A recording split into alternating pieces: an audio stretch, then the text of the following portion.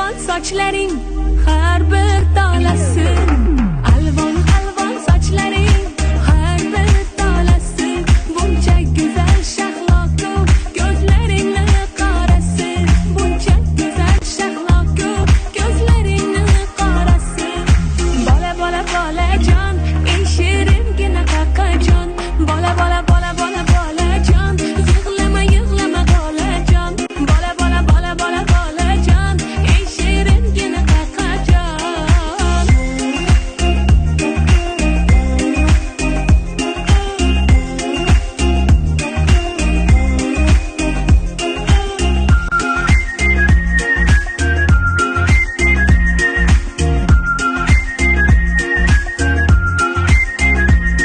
Yulduzlarga qaraysan, nimalarni o'ylaysan?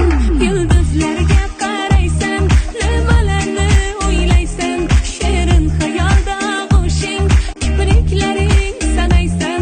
Shirin xayolda g'ushing, kipriklaring sanaysan. Bola bola bolajon, eng shiringina qaqajon. Bola bola bola bola bolajon, yig'lama yig'lama bolajon.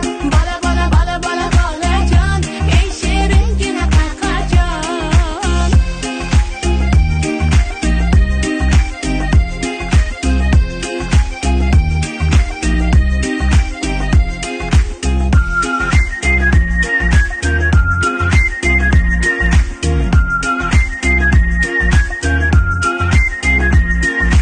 Alvon alvon sochlaring har bir tolasi. Alvon alvon sochlaring har bir tolasi.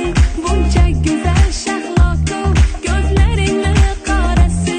Buncha go'zal shahloku ko'zlaringni qorasi. Bola bola bolajon eng shiringina qaqajon. Hey!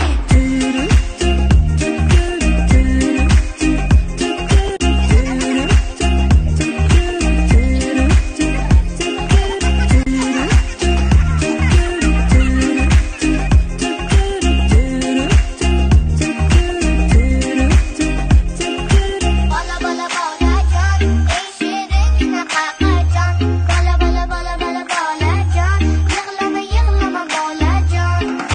Bola bola bolajon eng shiringina qaqajon. Bola bola bola bola bolajon yig'lama yig'lama bolajon.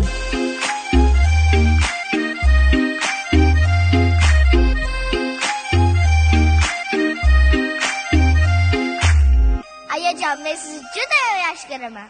Voy baraka topinglar qizlarim. Voy shunaqa shirin qizlarimizga katta rahmat.